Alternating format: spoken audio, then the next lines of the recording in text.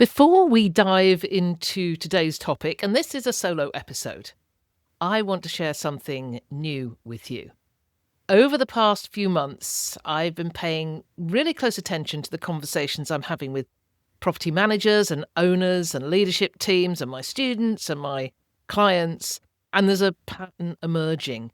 AI keeps coming up. Of course it does, but not in this sort of vague, curious way we've seen before. But it's becoming more intentional. It's becoming very practical. It's becoming the more we need to figure this out properly way. And so from this, I've decided to make a small change to the structure of the podcast. From now on, we're going to alternate our format. 1 week will be an interview, just as we've always done. Deep conversations with the people that I love to talk to, the leaders, the innovators, the operators in our industry. And then the following week will be something a little different. A shorter, more focused, more educational piece. About half an hour. Very practical, very tutorial in style. Something you can listen to and then immediately apply inside your business. Think of it as a working session. So every other week you'll hear an interview, and the week in between you'll get a shorter, AI-focused teaching episode designed specifically to help you build capability inside your business using AI. And today is the first of those.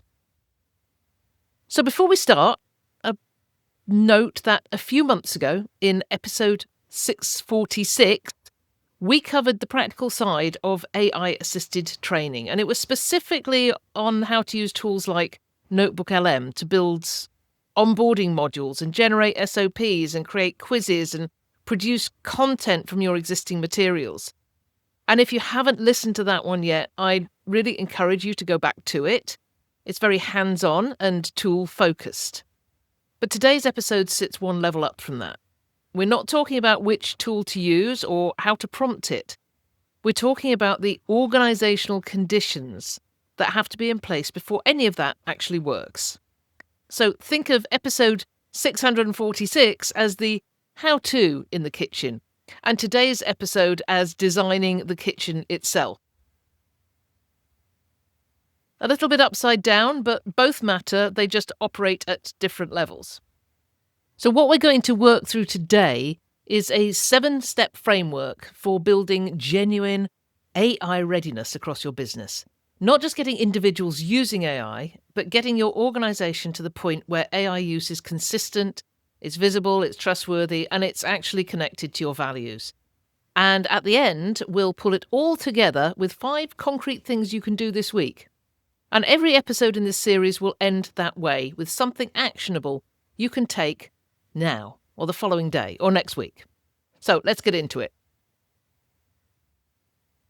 Okay, step 1 is leadership has to go first, even if you don't feel ready. If AI adoption in your business is going to work, really work, not just survive as a collection of personal habits, which it may be right at this moment, it has to start at the top. Not because leadership needs to be technical, but because direction has to come from somewhere. And if it doesn't come from leadership, it'll come from whoever happens to be the most enthusiastic at any given moment. That is not a strategy. I think it's what's happening in most short-term rental businesses right now. Because AI use has already started somewhere. And it's not always visible. It's not always with anyone's blessing. Someone on the team is already experimenting. And someone else is quietly avoiding it. And leadership is often somewhere in the middle, watching, wondering exactly how much attention this deserves, or even maybe some people are thinking, well, it's going to go away. Well, it's not. And when leadership doesn't set direction early, your AI use becomes inconsistent, it becomes invisible, and it's very risky. Someone could just summarize your cancellation policy with AI and get it slightly wrong, and that summary ends up in a guest communication or an onboarding document. Now you've got a trust problem, and it has nothing to do with the technology. But it has everything to do with the fact that no one decided what good use of AI looks like. We went through this same transition when property management systems first arrived. Most founders didn't build the software, but they absolutely decided how it would be used, who was going to get access and where the non-negotiables were. AI deserves the same level of deliberate intention. But there's a structural gap in most businesses that doesn't get named until it causes problems. Leadership sets the intention, teams can start experimenting, but there's no one in between. No go-to person, no internal translator, no one whose job it is to connect strategy to day-to-day use. And without that, AI becomes everyone's side project and no one's responsibility. It's a bit like having solid SOPs that live in a folder nobody opens. There's good intentions, but no real follow-through. And in businesses where AI is working well, there's always someone playing a connector role. Not necessarily the boss or IT, but someone who understands the workflows, understands the business context, and can make the call about where AI helps and where it gets in the way. If you're running on EOS, then it's possible that your integrator is the person that is already doing that. But if you're not, you need to find that person. And it doesn't have to be a new hire. It doesn't have to be a formal title. But it does need to be a clear and named role. And without it, even the best plans drift. We're covering this with our AI Ambassador program, where we're teaching and training that specific person how to take on this role. So before your next meeting, I want you to try this now. Before your next team meeting, identify one person, even if it's informal, who's going to act as your AI point person. Tell them what you're asking them to do, which is stay curious, flag up any issues, and help the team learn from what's working. That conversation alone closes the gap a bit. Now, the second step is you've got to fix the work before you add AI. And it's a step most people want to skip because it's actually work. But it's the one that creates the most problems when it is skipped. AI doesn't fix disorganized businesses. It just simply amplifies the disorganization. But when your operations are clear and documented, it feels like a real and genuine asset, like an always available team member who actually knows your systems inside and out. So, to put it simply, when your operations are messy, AI makes the mess bigger and faster. And I love this. I read this somewhere and I need to use it over and over again. It will confidently reproduce your confusion at scale. So here's the short-term rental version of this. Imagine onboarding a new team member and handing them a stack of outdated SOPs, conflicting instructions from 3 different people, and a lot of the "we just handle it case by case" guidance. That person isn't likely to succeed, not because they're not capable, but because there's nothing solid to work from. AI is in exactly the same situation. Feed it ambiguity, and it returns polished-sounding ambiguity. So just ask yourself, if a new team member followed our documented processes exactly as written, would they do the job well? If the answer is, not sure or not really, that's the gap you need to close before you get AI involved in this. And it doesn't mean everything needs to be perfect before you start. It means your core operations need enough structure that AI has something real to work with. Fix the work first, then bring AI in to support it. So you can do this by just picking one core process this week. Maybe it's guest check-in or maintenance handoff or a cleaning handoff, whatever's most inconsistent, and spend an hour getting it into a single clear document. That document becomes the foundation AI can actually build from. And I think I've mentioned it before. You don't have to sit there with a blank sheet of paper. You just use AI. Talk to it. Use voice. Use dictation. Tell it in your messiest way how that process works and allow it to structure it for you.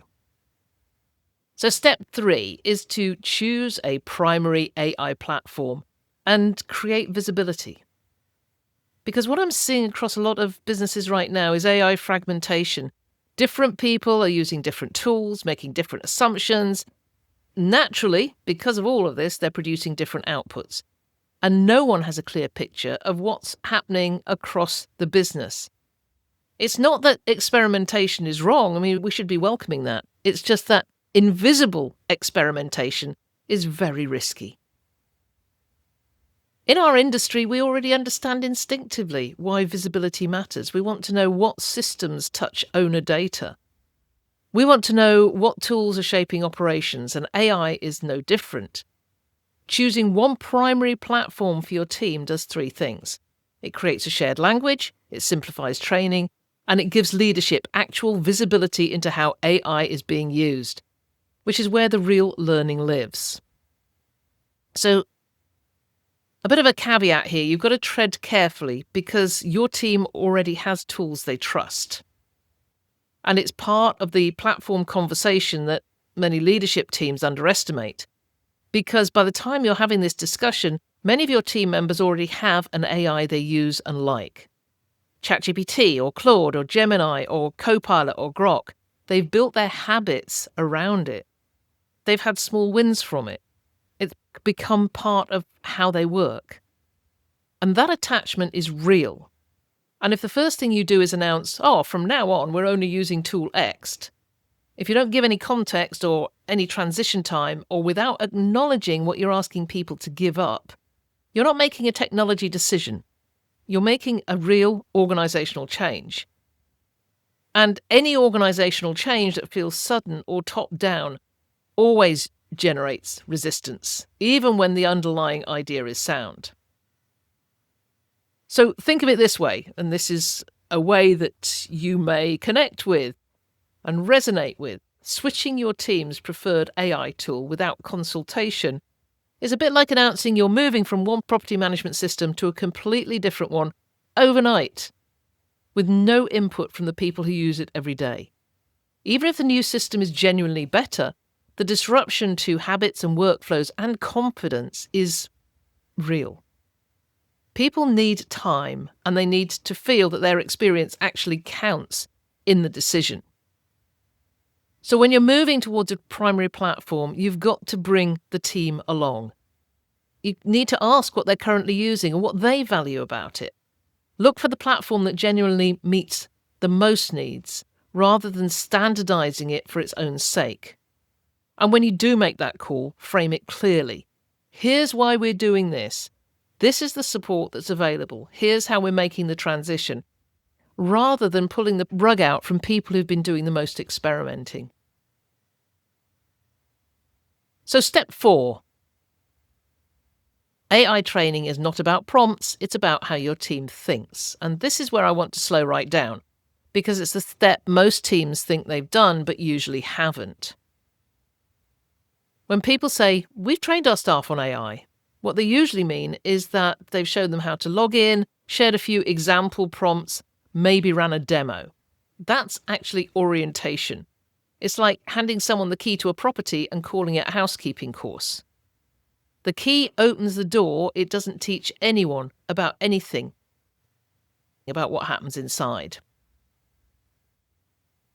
So to recap a bit, in episode 646, we covered how to use AI tools to create specific training content.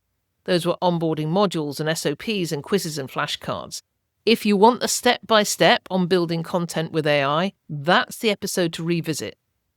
So, real AI readiness has 3 layers. Skip any one of them and confidence breaks down. So level 1 is understanding. Your team has to understand what AI is and what it isn't. They need a shared mental model of what it actually does. And here's what surprises most people. AI doesn't think, it doesn't reason, it doesn't know your business. What it does is predict language based on patterns, a sophisticated guess about what the next word or sentence or paragraph should be. And that matters enormously in our industry, where so much depends on nuance, on lived experience and hospitality and judgment calls that only come from actually managing a difficult situation. AI has read everything, but it has experienced nothing. The analogy I come back to over and over again is imagining a new hire who read your entire handbook before their first day. They sound really polished and they can repeat rules back to you, but they haven't lived a single real scenario yet. They don't know why the rules exist or when to make an exception. So AI is that new hire, permanently. Lots of information, but no experience. So once your team genuinely understands this, something will shift. They'll stop treating AI outputs as finished answers and start treating them as first drafts. That one mindset change dramatically reduces the risk and makes everyone much better at using AI well. So try this. At your next team meeting, spend 10 minutes on this question. If AI doesn't actually think, what does that mean for how we should use it? Let the conversation run. The answers your team comes up with together will stick far better than anything you tell them. So level 2 is application. Using AI for real STR work. So once you've got that foundation, application is where AI starts to feel genuinely useful, when you can match it to the right kinds of tasks. In our industry, AI is particularly strong at documentation work, drafting SOPs, building training outlines, clarifying processes, summarizing policies for internal use, and identifying gaps in how things are described. A team member who used to spend 2 hours turning meeting notes into a structured SOP can do it in 20 minutes when AI handles the first pass and they focus on making it accurate and specific to your business. That's a real return, and of course it's available right now. But, and there of course is a but, and this is critical, application training must always include the editing and review piece. AI's job is speed and structure. Your team's job is accuracy and judgment. That division needs to be stated out loud, clearly, because if it isn't, people either overtrust the output or underuse the tool. Neither of these works. So if you want to try this now, just choose one internal document that's really overdue for an update, which could be a checklist or an SOP or a guest communication template, and then have a team member use AI to produce a first draft, then spend 30 minutes editing it together. Talk through what the AI got right, what it missed, and why. That debrief is the real training. You could use this in a team meeting turned into a sort of AI workshop and have everybody work on the same thing. So level 3 is judgment. And that's when you decide when and how AI should be used. And this is the level almost no one trains for. And it's the one that makes the biggest difference when you're at scale. Because judgment is where experience lives. This is where your team learns to ask the right questions of any AI output. Questions like, does this accurately reflect how we operate? Or does it just sound like it does? Would this confuse a new hire who took it literally? Does this align with our values, not just our written policies? And what assumptions is the AI making that we need to correct? And this is also where shared standards begin to form. And I'm not talking here about a rigid rulebook, but a set of maybe common expectations that spread through the team. What always gets a human review, what never goes straight into use, what needs context from your internal knowledge before it can be trusted. This is what moves AI from a personal productivity shortcut to a genuine business capability. One person using it well is useful. A whole team applying consistent judgment, that's something that compounds over time.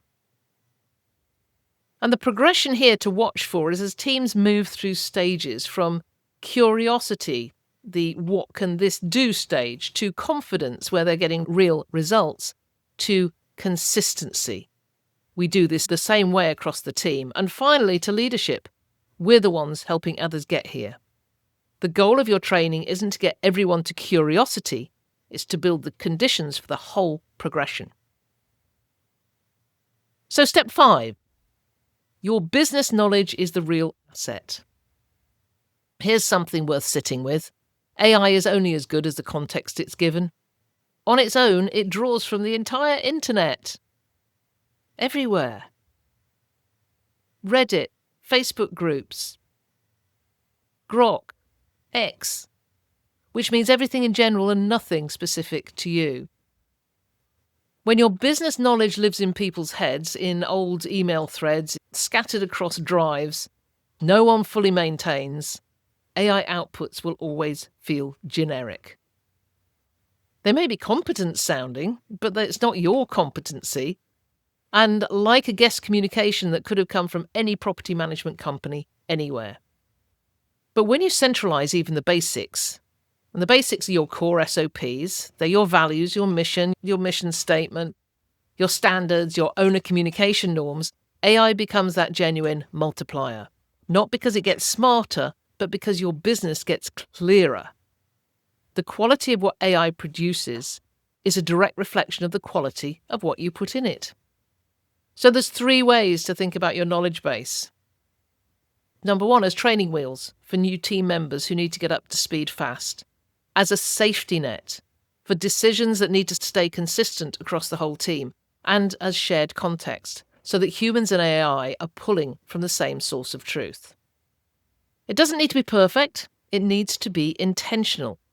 Even a single folder with your 5 most important SOPs clearly written gives AI something solid to work with. Start there. So let's talk about reuse and patterns, because one of the shifts I see in teams who are getting real value from AI, they stop reinventing the wheel. They start noticing which approaches consistently produce good results, which prompt structures work, which document formats get the clearest output, and they start capturing those patterns. And it doesn't limit creativity, it supports consistency. And this is exactly the logic behind checklists and the frameworks and the SOPs that you have everywhere else in operations. Repeatability isn't the enemy of quality, it's the foundation of it. Try this now. Create a simple shared document called What Works with AI, with 2 columns, what you tried and what happened. Then ask anyone who uses AI to add to it when they find something useful. Over time, you'll have a living knowledge base built from real experience. So step 6, practice beats theory every time. People don't resist AI because they're lazy. They resist it because they're uncertain. They don't know if they'll use it wrong, produce something embarrassing, or end up creating way more work than they save. It's a completely reasonable reaction. The only pathway through it is practice. Not giving them theory, not giving them reassurance, but just suggesting they keep on practicing. Give hands-on work with real scenarios, real documents, and real outcomes. Let your teams try things. Let them compare an AI-generated draft with what they've written themselves. Let them improve outputs and talk openly about what worked and what didn't. Make it normal to say, I tried this and it didn't quite work. Because that conversation is where most of the learning actually happens. And this is how AI moves from intimidating to familiar. And it keeps reinforcing something that's easy to lose in all the excitement.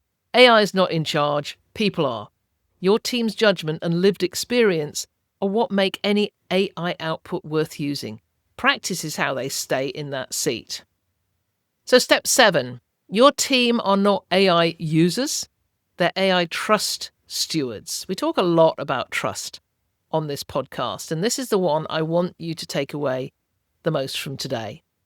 In short-term rentals, trust is everything. Trust with owners who've handed you their most valuable asset. Trust with guests who are counting on a consistent, honest experience. And trust with our communities who are watching how we operate. Trust within the team itself. It's the foundation everything else is built on. AI doesn't hold trust, people do. Which means your team's role isn't to accept AI outputs and pass them along. It's to steward accuracy, responsibility, consistency, and values. It's a much bigger job description than AI user.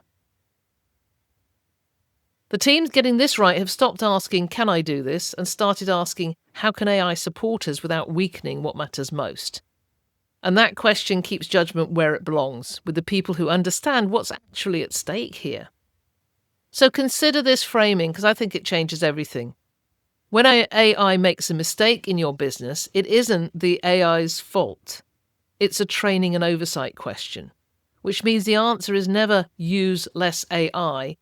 The answer is build better judgment into how we use it. And that's a leadership and culture challenge.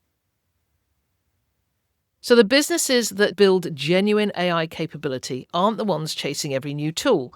They're the ones investing in how their people think and how their knowledge is organised. And also, it's those who invest in how their culture handles change. That's when AI stops feeling like something you have to manage and starts feeling like part of how the business thinks. So if there's one thing to carry out of today, it's this. AI in short-term rentals isn't a technology challenge, it's a leadership and culture challenge. And these are challenges this industry knows how to meet. We've all built trust systems, we've built training systems, we've built operations that run consistently across multiple properties and multiple teams, and in many cases, multiple time zones. The same instincts that made those work will make AI work too, if we bring the same intentionality to it. We don't need to rush, we don't need to do everything at once, but we do need to lead, because AI is already part of how our industry operates. The only question is whether it's happening by design or by accident. So, as promised, here's 5 specific moves you can make in the next 7 days. This is not a full strategy or a big rollout. It's just 5 actions that open the door. Number 1, have the "where are we now" conversation. So before making any decisions, find out what's already happening. Ask 2 or 3 team members privately, and definitely without any judgment, what AI tools they're using and what for. You'll be surprised, very likely, by the range. So this isn't a compliance audit, it's reconnaissance. You can't lead a transition you don't understand, and this conversation gives you the ground truth to work from. In our AI Ambassador program, we do this in week 3. We carry out a very structured audit, but as I said, it's not a compliance audit. It's just information gathering. So number 2 is identify one broken process and fix it before you add AI. So choose one core process that's inconsistent or lives mostly in someone's head, and then spend an hour getting it into a clear single document. Don't bring AI into it yet, just fix the foundation.